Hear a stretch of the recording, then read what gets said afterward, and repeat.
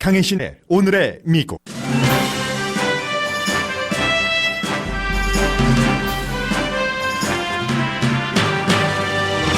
내가 전화 몇 번으로 한국이 방위비 분담금 5억 달러를 더 내게 했고 액수는 매년 크게 올라갈 것이다.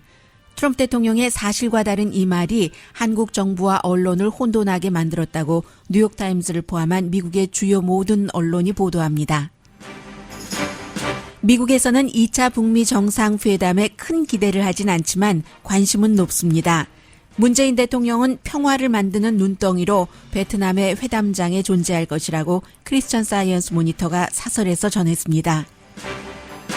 일제시대 징용자에게 일본 회사가 배상하라는 한국 대법원의 판결 전후 관계를 미국 언론이 점점 구체적으로 보도합니다. 두 번째 연방정부 폐쇄를 막기 위한 의회 합의안이 마련됐다는 보도가 설익었었다는 추가 보도가 나왔습니다. 공화당은 대통령에게 서명하라고 촉구하지만 대통령 자신은 지독히 만족스럽지 못한다고 말했기 때문입니다. 지켜볼 일입니다. 자동차 페이먼트를 3개월 이상 못 낸 미국인이 700만 명이나 돼서 경제 전문가들이 크게 놀라고 있습니다. 미국의 탑 1% 고소득 가정이 전체 부의 40%를 차지한다는 UC 버클리 연구 결과가 나왔습니다. 러시아를 제외하고는 세계 어느 나라에서도 보기 힘든 소득 격차입니다. 미국 학교와 공공도서관이 소다를 팔던 밴딩 머신에 책을 채워놓고 있는데 초기 반응은 좋습니다.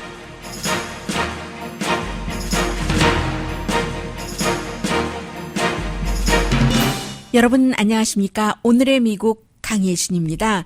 네, 미국 언론도 한국 언론과 마찬가지 보도를 하고 있습니다. 어제 이제 오늘의 미국이 진행되는 동안에 제가 아마 방송을 하고 있어서 그 부분을 여러분들께 전해드리지는 못했었던 것 같은데 트럼프 대통령 들어와서 가장 달라진 것 가운데 하나가 장관들 미팅이요. 강요 미팅을 거의 자주 생중계를 하죠. 그런 행정부는 지금까지 없었습니다. 그 부분에 대해서 물러난 제임스 마티스 국방장관이 굉장히 싫어했다고 하고요. 어제 그 강요 미팅에서 대통령이 했었던 이 말에 대해서 미국 언론들이 1, 2, 3 정도는 사실과 다르고 이런 사실과 다른 것 때문에 한국이 크게 혼돈하고 있다라고 보도를 하고 있습니다. 방위비 분담금 서명을 로스앤젤레스 날짜로는 일요일에 했는데 전에는 이제 5년 동안에 가장 최근에 5년 2013년부터 2018년까지 방위비 분담금을 5.3%였었죠. 늘렸기 때문에 1년씩 따지고 보면 1% 정도, 한국의 인플레이션 정도, 그 정도였습니다. 그런데 이번에는 1년에 8%를 올렸어요. 8%를 올려서 1조 40억 원, 미국 돈으로는 9억 2,500만 달러가 된 겁니다. 지난해보다 7천만 달러가 많아졌습니다. 지난 5년 동안에는 8억 5,500만 달러였죠. 그런데 뉴욕타임스가 이 내용을 가장 자세히 교정한다고 할까요? 그렇게 해서 얘기를 하고 있는데 첫 번째 한국 사람들이 너무 깜짝 놀랐다는 겁니다. 한국 정부가 5억 달러를 더 내게 했다. 500 million more. 라고 얘기를 했거든요. 트럼프 대통령이 5억 달러를 더 내게 된 게 아니라 7천만 달러, 8% 올라간 거죠. 1년. 그리고는 이제 트럼프 대통령이 내가 왜 전에는 이런 것을 안 했는가 물어봤더니 아무도 요청하지 않았기 때문에 그랬다 하고 전화 몇 통화해서 기꺼이 5억 달러를 더 받아냈다는 겁니다. 그리고 이 5억 달러는 전체 유지비의 10분의 1 정도 된다. 이렇게 얘기를 했어요. 그런데 10분의 1이 아니라 지금 한국이 전체적으로 방위비 분담금의 약 반 정도를 내고 있잖아요. 그리고 또 이것도 굉장히 굉장히 늘어날 거다. It will start going up. 새로운 것이 집행되기도 전에 또 방위비 분담금이 going up and they will be terrific. 아주 크게 막대하게 늘어날 것이다. 이 정도로 이제 세 가지 사실과 다른 얘기를 트럼프 대통령이 했다라고 얘기를 합니다. 그래서 이제 주미 그 한국 대사관과 강경화 그 외무장관이 계속 그 한국 돈으로 이게 그 1조 40억 원입니다. 이런 것을 강조를 했고 뭐 청와대에서도 얘기를 했잖아요. 대통령이 말한 미국 트럼프 대통령이 계속 크게 올라갈 것이다라고 말한 것이 기정사실이 아니다라는 것을 굉장히 지금 한국에서 강조를 하고 있고 이 내용은 뭐 뉴욕타임스가 가장 좀 그 1, 2, 3를 잘 나열을 해서 제가 뉴욕타임스를 인용을 해서 전해드렸습니다마는 방송으로 치자면 뭐 CNBC 모든 미국 언론이 다 보도를 하면서 이것이 트럼프 대통령이 사우스 코리아에 대해서 사실과 다른 말을 한 게 처음이 아니다. 역시 뉴욕타임스의 보도입니다. 트럼프 대통령이 그 이달 초에도 CBS 뉴스와의 인터뷰에서 한 주한미군을 한국에서 4만 명을 주둔시키는 것이 너무 비싸서 very expensive하다라고 얘기했는데 주한미군은 한국에 그 2만 8천 명에서 2만 8,500명밖에 안 된다는 얘기예요. 트럼프 대통령이 과장하는 것은 있지만 특히 한반도 문제에 대해서는 과장이 너무 심하다. 이것은 과장이지만 사실과 다르다고 볼 수도 있는 것이고요. 앞에 그 방위비 분담금에 대해서는 그리고 뭐 북한의 핵 문제가 완전히 풀렸다.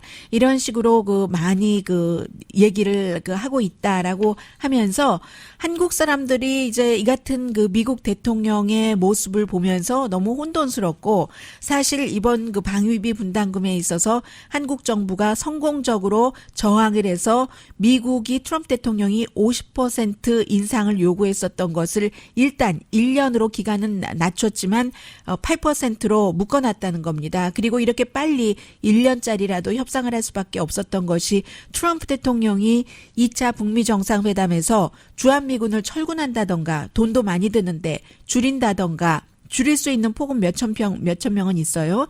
그래서 이제 그 같은 그 한국도 할 수밖에 없었다. 그러나 한국 정부는 successfully 이제 저항을 해서 이 정도로 했다는 내용들을 보도를 하고 있습니다. 모든 언론이 미국 언론들이 다 전하고 있어요. 트럼프 대통령이 말을 할 때마다 너무나도 그 사실과 다른 얘기를 하기 때문에 무시할 수도 없어요. 그 일부에서는 대통령이 말하고 하는 것을 어떻게 일일이 다 대응을 할 수 있겠는가. 트윗하는 것도 다 무시해버리자라고 하지만 이렇게 큰 얘기를 하니까 무시를 할 수가 없는 거죠. 그 사람들이 너무 거대한 그 혼돈이 오니까 미국 언론조차도 미국 대통령이 한 말을 이 정도로 그 정정을 합니다. 그리고 이제 그 베트남에 대해서는 오늘 그 잡지 애틀란틱이 정상회담이 열릴 하노이가 아니라 호치민시에 지난번에 2016년도였었던가요? 버락 오바마 대통령이 갔었을 때가 그때가 그 2016년도였었죠. 그 당시에 그 CNN에 지금은 이제 숨진 그 텔레비전 음식 그 셰프면서 호스트인 안토니 보데인과 같이 갔었으니까 2016년이 맞네요. 그래서 호치민발로 그 보도를 하고 있는데 미국이 정말로 베트남식의 모델을 김정은 위원장에게 보여주기를 원하고 김정은 위원장도 굉장히 독특하기 때문에 싱가포르식, 베트남식, 뭐 중국식 따르려고 하지 않고 그 북한식 김정은 스타일을 개발을 하겠지만 이번에 김정은 위원장이 하노이에 딱 들어가고 나면은 정말 그 미국 문화와 미국으로 인해서 베트남이 얼마나 발전됐는가 하는 것을 무시하기 힘들 것이라고 말하고 있습니다. 그리고 그것이 지금 트럼프 행정부가 원했다는 거예요. 뭐 지금 베트남이 세계에서 가장 그 젊은 사람들 인구가 많은 나라 가운데 한 국가잖아요. 그래서 영한 그 비엔나미스들이 뭐 미국의 헐리우드의 뭐 슈퍼히로 그 정말 크게 히트한 그 아쿠아맨 영화를 보고 애플 아이폰을 가지고 있고 페이스북을 많이 그 이용을 하고 있고 미국의 그 팝 뮤직 또 그 팝 새로운 세븐 링즈요. 그 아리아나 그란데의 이런 것들도 굉장히 많이 듣고 있다면서 미국의 이제 그 문화는 그 싱가포르에도 물론 있지만 베트남에도 많이 전달이 돼서 만약에 김정은 위원장이 비핵화를 한다면 그렇다면 베트남처럼 공산 정권을 유지하면서도 이렇게 될 수 있다 하는 것을 너무나도 보여주고 싶은 것이 미국의 그 입장이라는 거죠. 그래서 이제 뭐 여러 지금까지 베트남과 베트남에서 미국과 북한의 제2 정상회담을 유치하도록 좀 중간에서 힘을 쓴 사람이요. 뭐 이런 사람들도 소개를 하고 뭐 호치민 그 시에 있는 그 마케팅 컴퍼니 뭐 상공회의소에도 관여하고 있는 뭐 딘 팜 이런 사람들 쭉 그 얘기를 하면서 지금 베트남의 그 많은 사람들을 인구가 굉장히 많아요. 한국보다 많습니다. 남북한 합친 것보다 9,500만 명입니다. 이 9,500만 명 정도의 상당수가 전후 세대이기 때문에 그 전쟁에 대한 힘들었었던 그 과거에 대한 기억이 없고 유튜브를 통해서 이 그 딘팜 씨 같은 경우도 거의 뭐 미국의 심야 그 시사 토크쇼 같은 것도 보고 본인이 보는 그 유튜브를 통해서 보는 80% 정도는 미국 것이다 이렇게 얘기를 하면서 베트남과 미국이 어떻게 그 서로 전쟁을 치렀던 국가에서 무역 파트너가 됐는가 그리고 2018년도 3월 달에 미국의 그 칼빈슨 항공모함이 그쪽에 갔었잖아요. 다낭에 트럼프 대통령이 그 회의에 참석을 하고 하는 그런 즈음에 갔었던 이런 것까지도 굉장히 그 의미를 두면서 지금 그 미국이 김정은 위원장에게 뭔가 임프레시브한 것을 보여주고 싶어 한다. 그리고 김정은 위원장 그 자신도 뭐 딱 실제로 듣는 것 주변에서 뭐 보고 받은 것과 본인이 눈으로 보는 것은 굉장히 그 차이가 있다 하는 것을 그 전하고 있습니다. 자, 그리고는 그 크리스천 사이언스 모니터의 사설이 조금 눈에 띄는데요. 지금 미국의 그 사령관이라든가 주한미 사령관이라든가 많은 정보기관에서는 데이터를 바탕으로 북한이 핵 활동을 중지하고 있지 않고 여전히 그 핵 능력을 유지하고 있다. 그러니까 핵을 그 쉽게 포기하지 않을 것이다 하는 보고서를 계속 내놓고 있고 어제도 그 의회 청문회에 출석해서 미국 관계자가 그런 얘기도 했는데 북한의 그런 모습은 사실은 북한의 입장으로서는 당연하다고 볼 수도 있는 것이고요. 그런데 스노우볼이 그 눈덩이가 눈사람이 될 수 있다. 이게 이제 그 문재인 대통령의 북한의 핵 포기, 한반도의 평화에 대한 시각이라면서 크리스천 사이언스 모니터가 사설을 썼습니다. 노스코리아와의 눈덩이 평화? 뭐 이 정도로 할까요? 그래서 여기까지 오게 된 데는 분명히 그 한국의 문재인 대통령이 정말로 크레딧을 많이 받을 만하다. 그것도 이제 신뢰, 믿음에 대한 그 좋은 순환, 그 선순환이라고 할까요? 이런 것을 문재인 대통령이 만들었기 때문에 이 같은 일들이 일어날 수 있는 것이다. 아무리 미국에서 2차 정상회담에 대한 기대 수준이 낮다 하더라도 트럼프 대통령의 정보국장들이나 뭐 군 관계자들이 다 그렇다 하더라도 여기까지만 온 것도 어디냐라고 하면서 뭐 한국 분들은 다 알고 계시는 얘기예요. 언제부터 시작해서 평창 올림픽 트럼프 대통령과 김정은 위원장이 한 번 만나는 동안 남북 지도자가 3번을 만났고 이렇게 해서 지금 뭐 초소까지 다 부수고 뭐 한국에서 이번 그 금요일에 250명 정도 종교 또 민간인 그 리더들이 북한을 방문하죠. 뭐 이런 내용들 그리고 더군다나 제가 시간상 전해드리지 못했습니다마는 2032년도 썸머 게임을 그 남북 뭐 공동 그 주최한다는 그런 그 큰 야망이라고 할까요? 이런 것들도 얘기를 하면서 크리스토퍼 힐 전 뭐 육자회담 대표였어요. 분명히 문재인 대통령이 여기까지 오게 하는데 그 게임을 그 체인지한 그런 사람이다라고 얘기하면서 이번에 베트남에서의 2차 북미 정상회담에 문재인 대통령이 참여하진 않지만 그러나 그는 어떤 그 스노우볼로서 눈덩이로서 그 룸에 존재하게 될 것이다. 크리스토퍼 힐스가 지적했습니다.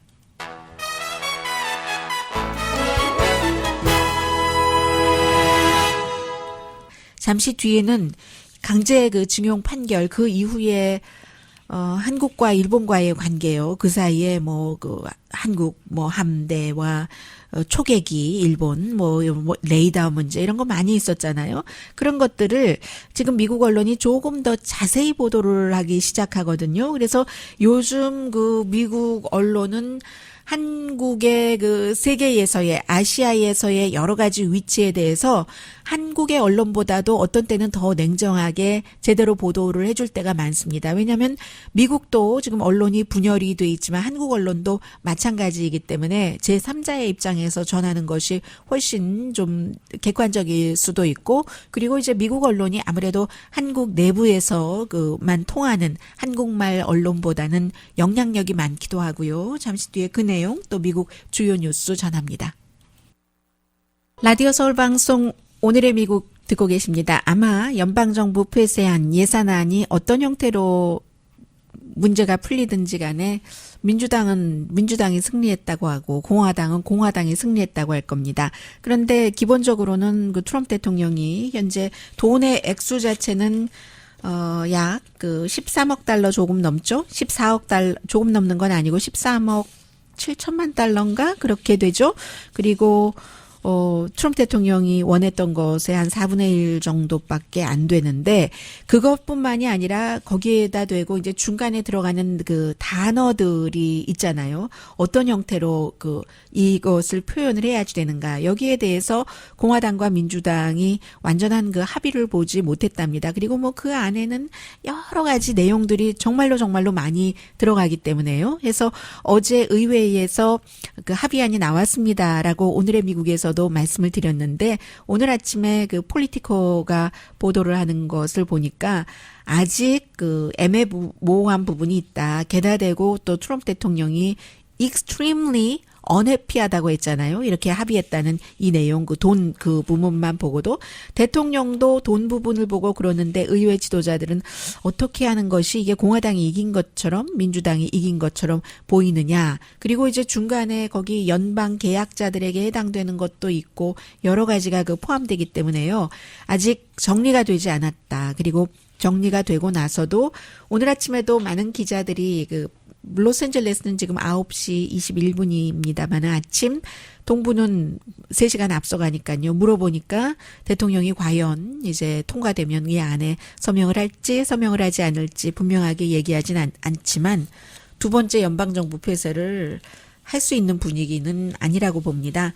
지금 그 지난번에 연방정부가 폐쇄에 대해서 얼마나 많은 그 생산력 저하가 있었고 더군다나 그 세금 보고 시즌에 오늘 아침 그 정현호 부장의 리포트도 들으셨습니다만 물론 그것이 그 세금 감면이 지난해보다 그 줄어들지도 않았고 리펀이 늘어나지도 않았고 오히려 어떤 경우는 줄어들었다. 그게 사실은 세금을 더 내는 것은 아니에요. 말씀드렸었던 것처럼 미리 그 체크받는 사람들은 봉급에서 뭐 많지는 않아서 눈에는 안 띄었을지언정 1년 동안에 조금씩 뭐 $10라도 평소에 조금 더 받았다면 그것을 이제 그 리펀 덜 받는다 생각하면 되니까 이렇게 저렇게 보면 그게 그거라는 얘기예요. 그래서 세금 감면 뭐 세금 개혁도 대단하게 나한테 혜택을 준다고 하더니 혜택이 없네. 이런 경제적인 문제까지 있기 때문에 여기다 대고 또 연방정부를 폐쇄해? 이것은 그 좀 예상하기 힘든 일이죠. 어떤 식이든 대통령이 해놓고 나서 뭔가 행정명령으로라든가 아니면 비상사태를 선포하고 기금을 다른 연방정부 기금으로 벽 쌓는데 가져간다. 그런데 57억 달러 원하는 대로 다 받아도 한 55마일밖에 그 펜스를 못 지읍니다. 물론 뭐 지역에 따라서 다르지만 어쨌든 55마일이라고 하면은 그러면 한 2,000마일 되니까 그것보다 40배가 더 있어야 되잖아요. 원래의 대통령이 그 달라고 했었던 것보다 어떻게 됩니까? 계산 여러분들이 해보세요. 원래 대통령이 57억 달러 달라고 했는데 지금 약 13억 7천 달러 준다고 하는데 13억 7천 달러를 가지고 벽이라기보다 펜스를 55마일 정도 놓는답니다. 그럼 그게 2,000마일이 되면은 이래서 벽 쌓는 것은 불가능하다 하는 얘기가 나오는 거예요. 제가 얼핏 계산하기에 뭐 40배인가 그 정도가 있어야지만 되는데 그렇게 40배를 지금 40분의 1도 안 준다는데 40배를 주겠어요? 의회에서?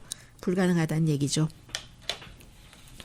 블룸버그 뉴스도 보도를 했고 뉴욕 타임스도 보도를 했고 거의 미국의 모든 언론이 사우스 코리아의 정말 일본과의 100년이 된 그런 그 어떤 그 원통한 마음 이게 아직도 그 세틀다운이 안 됐다. 100년이라고 하는 것은 사실은 뭐 1945년 그 이후 하면은 2차 대전 이후 하면 70년이지만 징용이라는 것은 그 이전부터 또 일제 시대 여러 가지 그 문제로 있었기 때문에 그래서 지금 그 블룸버그는 어떻게 보도를 하고 있냐면요. 미국 사람들에게 알려줘야 되잖아요.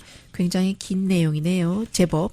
4페이지 정도니까 그다지 길진 않습니다. A4 용지로 타이핑해서. 그래서 넘버 원. 도대체 이 그 징용 문제의 뿌리는 어디에 있는 것인가? 넘버 투.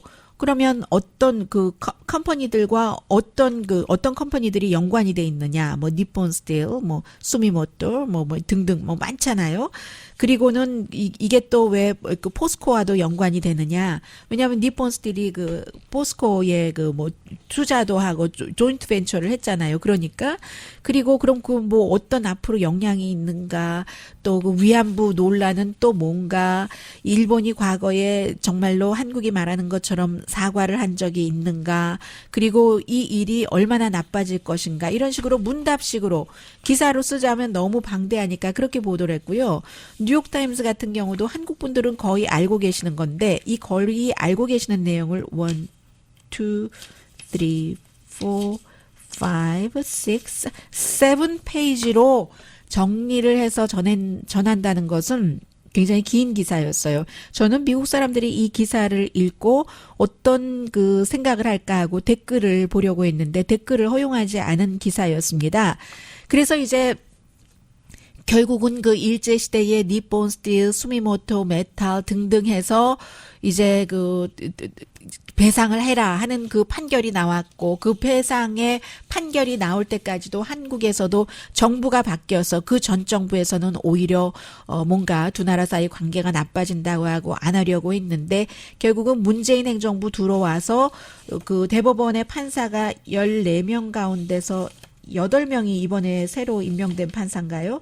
그렇죠? 그렇게 했기 때문에 이러한 것이 그 가능한 게 된 거다.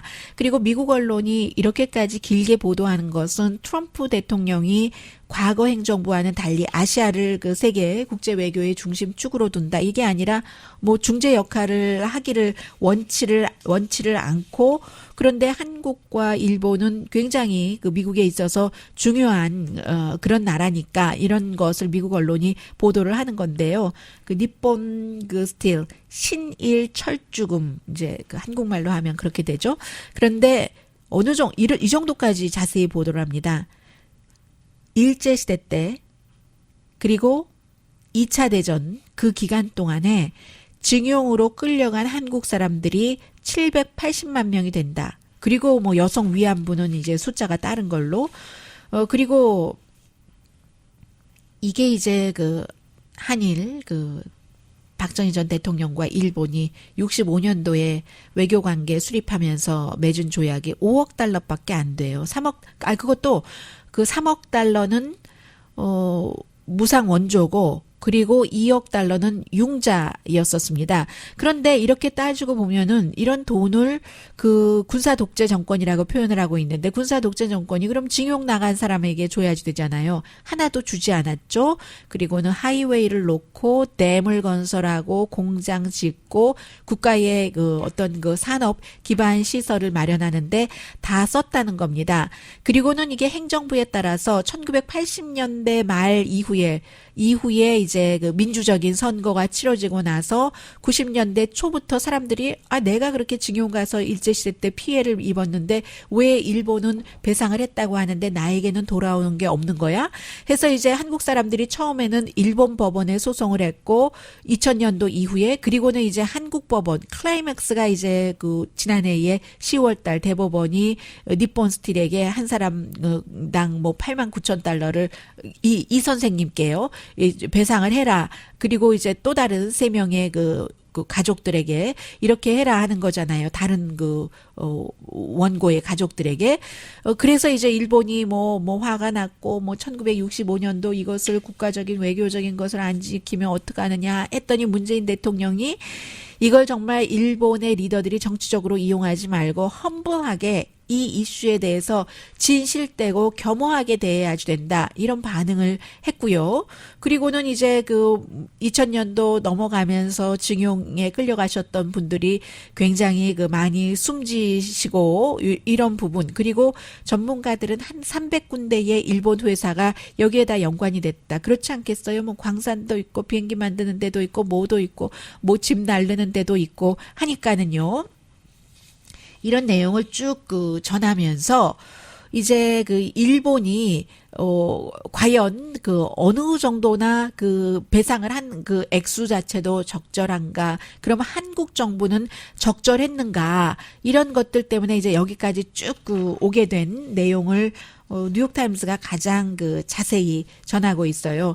문재인 대통령의 경우는 예전에 인권 변호사일 때는 첫 번째 징용 그룹이라고도 할 수 있는 그 그룹을 대변한 변호사이기도 했고, 그러나 이제 대통령이 되고 나서는 현실 정치인이 됐으니까 조금 문제를 어느 정도는 일본의 지금 따끔한 말을 하면서도 외교적으로 풀려는 그런 노력도 하고는 있다 해서 한국에서는 그러면 이 펀드를 만들면 어떻겠는가, 피해자에 대해서 이것은 이제 일본에서 뭔 소리야 하고 있는 것이고, 그러면 다음 무브 자체는 아마 한국 포항에 있는 그런 벤처 투자를 한 이런 신일 철주금이에요. 뭡니까? 신일만 기억나요. 아무튼 그 회사가 한국에 투자한 그 투자금을 상대로 신일 철주금 맞네요. 뭔가를 이루어질 수 있다. 이제 이런 내용까지 미국 언론들도 전부 전하고 있습니다. 중간에 제가 여러분들께 전해드리지 않았는데요. 초계비 이런 그런 일본의 정찰기와 한국의 배 그 사이에서의 레이더 감시를 했냐? 감시한 게 아니다. 너희가 어겼지, 우리가 어겼지. 이 내용까지도 다 요즘 미국 언론들이 자세히 전하고 있습니다. 잠시 뒤에 경제에 관련된 내용들, 경제 전문가들도 여러 의미에서 놀랐다는 내용 전합니다.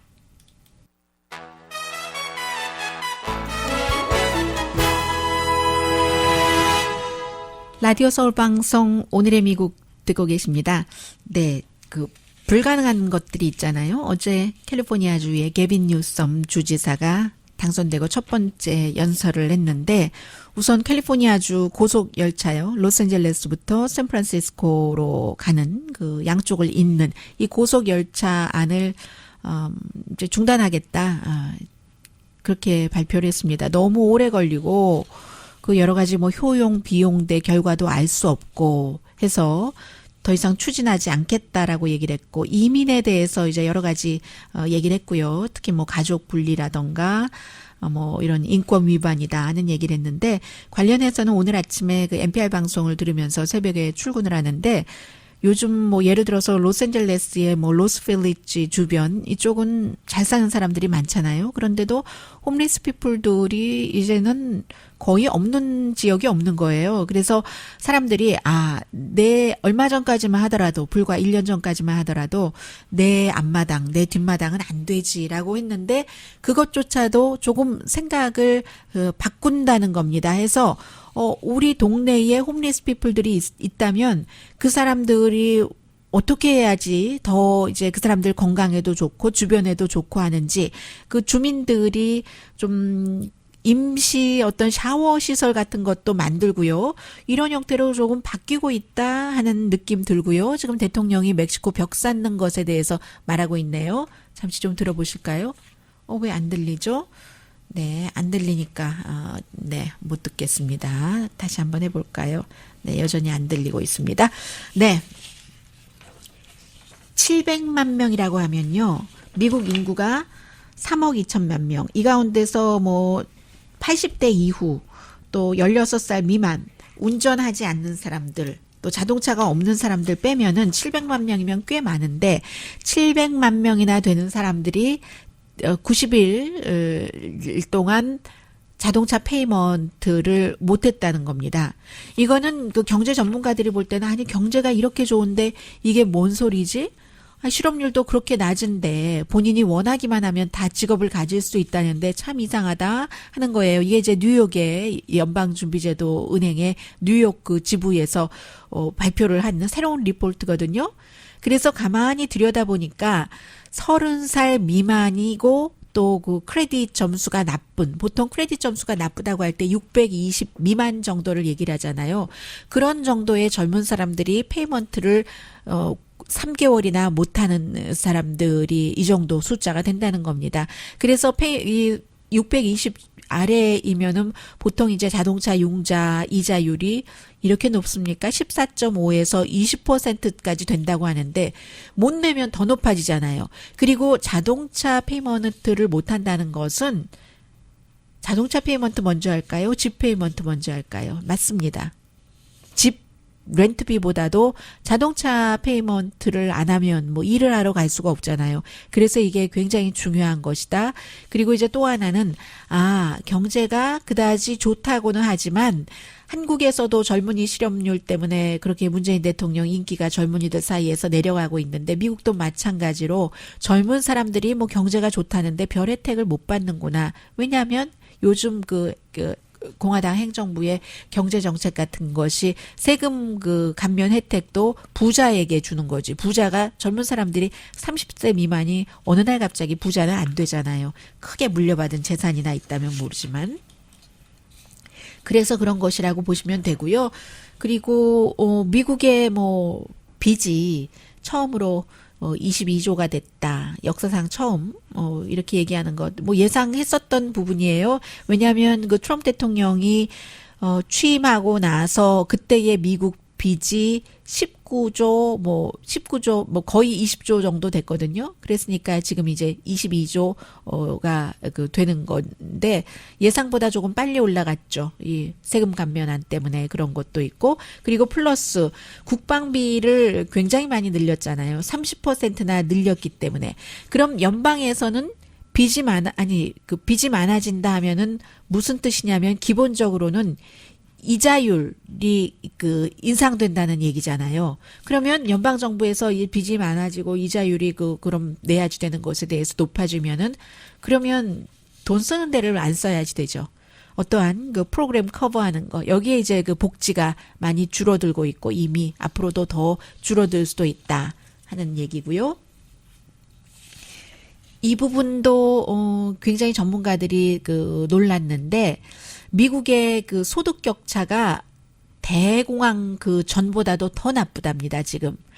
이 내용은, 캘리포니아 버클리, 유니버시티 오브 버클리에 더군다나 이 게브리엘 적만 교수, 경제학 교수가 있으니까 사실은 누가 이 조사를 하고 연구를 하느냐에 따라서 결과는 팩트 자체는 같을 수 있지만 진실은 다를 수도 있어요. 어제 제가 읽던 소설책에 그런 얘기가 나왔는데, 그게 팩트는 맞아. 그런데 진실은 아니지. 이 주인공이 라이벌에게 그런 얘기를 해요. 근데 이것도 마찬가지입니다. 팩트는 똑같다고 할 수 있지만 그렇지만 이것을 해석하는 진실은 다를 수도 있어요. 왜 이 말씀을 드리냐면 가브리엘 적만이라는 사람이 미국에서 가장 경제적으로도 진보라고 할 수 있는 엘리자베스 워렌의 부자에 대한 세금 프로포절 같은 것을 지지하고 그것을 만드는데 힘을 쓰는 사람이기는 하거든요. 그래도 뭐 어쨌든 보겠습니다. 그래서 보면은 탑 1%가 갖고 있는 전체적인 가정의 부가, 미국 가정의 부가 40%, 숫자 자체가 틀리진 않겠죠, 당연히. 그래서, 이 정도 되는 나라가 없답니다. 뭐, 러시아, 이런 나라 빼고요. 러시아 같은 나라야말로 푸틴이 갖고 있는 부가 얼만큼인지도 우리 잘 모르고, 러시아만 그런 건 아니네요. 트럼프 대통령 부도 마찬가지네요.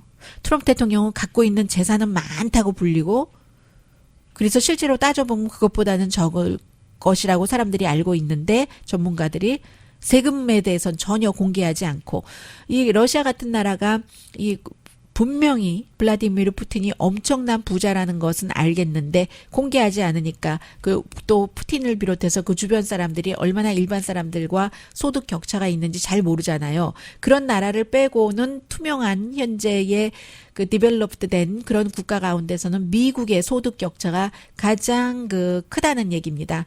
앞으로 점점 더 커질 수도 있는 것이고요. 그런데 현재도 이것보다 더 될 거라는 겁니다. 왜 더 될 거라고 하느냐면 최근에 몇 년을 이렇게 보면은 몇 년이 아니라 몇십 년, 한 1980년대부터 보면은 점점 어떤 그 세금에 관한 그 회사요. 텍스 플래닝 인더스트리라고 할까요?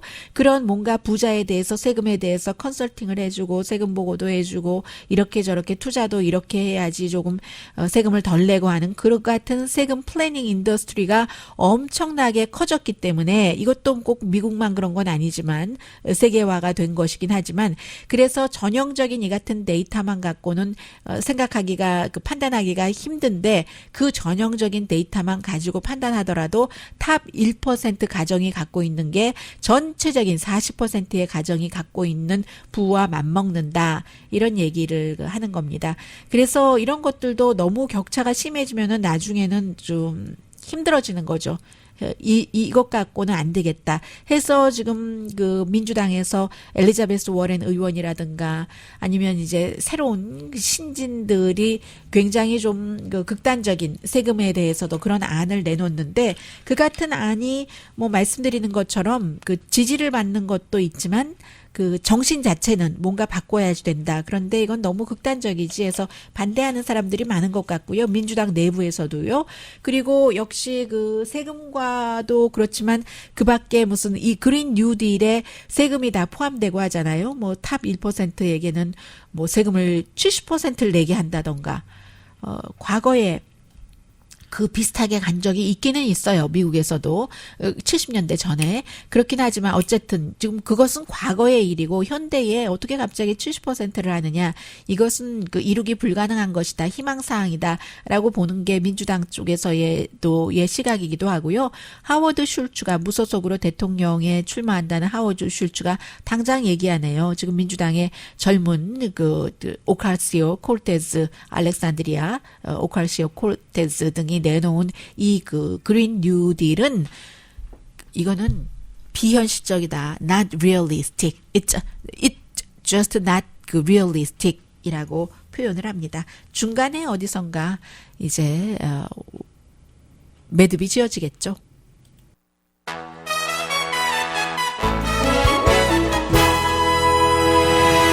라디오 서울 방송 오늘의 미국 듣고 계십니다. 대통령은 지금 그 국경 그 수비 예산이 벽 짓는 것이 포함된 그 안을 진지하게 볼 것이다라고 얘기를 했고요.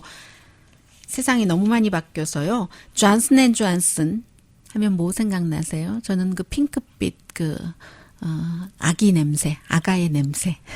좋은 생각이 나는데, 그 존슨 앤 존슨이 수술 로봇을 만드는 회사. 그러니까 뭐 이 회사도 아주 뭐 역사가 굉장히 오래된 회사는 아니죠. 그 오리스 헬스라는 벤처 회사 정도로 볼 수 있는데 폐암 수술을 그 집도하는 그런 그 머신을 만드는 회사랍니다. 돈이 많아요, 존슨 앤 존슨이. 그래서 캐시로 34억 달러 주고 플러스 알파로 이 회사를 인수했다 하는 것이고, 그리고 밴딩 머신이 공공장소에 가도 있고 학교에 가도 있잖아요. 그런데 그 밴딩 머신들이 테네시에 있는 그 클린턴 미들 스쿨이라는 곳에 그 밴딩 머신은 책으로 채워지고 있답니다. 스페셜 밴딩 머신인 거예요. 카페테리아에 책값이 1달러 내면은 똑 뭐 책이 내려오겠죠? 그래서 이제 이 돈을 모아서 학교에서 또 다른 이제 새로운 책을 사고 하는 것인데 왜 이런 일들을 했는가 하면은 테네시주도 그렇고 미국의 어느 곳이나 다 뭐 땅덩어리가 크고 하니까 걸어서 다니는 학생만 있는 것도 아니고 도서관도 누가 데려다 줘야 되고 서점에도 뭐 돈이 없어서 못 가는 가정도 있을 테고 등등 여러 이유로 책을 보기가 쉽지 않고 요즘은 뭐 책도 싫어하고 게임하느라고 그래서 더 가깝게 하자 하는 식으로 해서 밴딩 머신을 뒀는데 굉장히 인기가 있대요. 뿐만이 아니라 텍사스의 휴스턴은 휴스턴 퍼블릭 라이브러리가 최근에 2개의 밴딩 머신을 다운타운에 이제 그 라이브러리가 아니라 설치를 해서 그 라이브러리 그 카드가 있고 코드를 집어넣으면 책을 이렇게 볼 수 있는 해서 이 텍사스 그 휴스턴의 라이브러리 경우는 어디든지 다 이런 그 책 머신이 있어야지 된다 하는데 아직 이제 초기로 이런 그 여러 형태의 기관에서 책 밴딩 머신을 두는데 반응이 괜찮다고 하거든요. 앞으로도 좀 괜찮았으면 좋겠다는 그런 그 바람이 있고요. 책이 주는 기쁨이라는 게 있잖아요. 언제든지. 어제 제가 새벽 1시 넘어서까지 책 읽었다는 것 아니겠어요. 사실은 딱 밤 10시에 중단을 하려고 했는데 그게 안 돼서요. 너무 재미있어서요.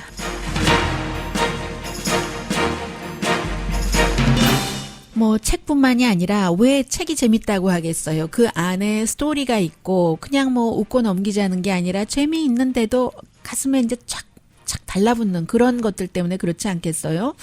어제 그 엘차포로 더 잘 알려진 정말 마야광 멕시코에서 2번이나 어떠한 도움이 있었는지 탈옥을 한 그 호아킨 그 구스맨 그 로에라 61세입니다.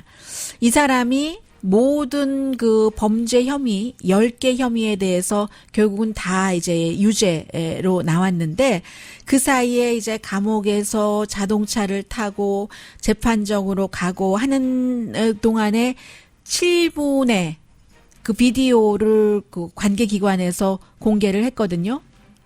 7분 동안의 그 비디오를 보면은 차 안에서 그리고 이제 누군가가 이렇게 해야 된다 저렇게 해야 된다 관계자가 설명을 해주고 하는데 눈 동그랗게 뜨고요 놀란 듯하고 굉장히 아무튼 그 잘 듣고 눈에는 눈물이 글썽거리고 무서워하는 것 같은 61세의 이 사람인데 6월 25일에 이제 뭐 거의 종신형 나오지 않을까 싶은데 이 극악 무도하다고 그 평판을 받았던 이 마야광이 놀라고 슬픔, 눈물 그것 또한 스토리였습니다.